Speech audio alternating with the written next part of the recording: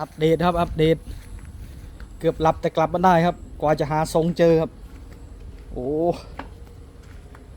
ต้องเลาะอีกรอบหนึ่งครับหาไม่เจอสักทีทรงเมื่อกี้เชื่อมทับมาสามชั้นครับปัญหาเลยเลาะ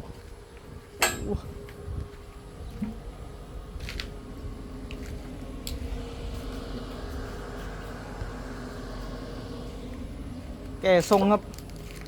เอาตามระดับน้ำครับนี่ทิ้งครูทิ้งอาจารย์ไม่ได้ครับระดับน้ำครับครูอาจารย์คือระดับน้ำจัดไปครับจัดแซมจัดให้ครับ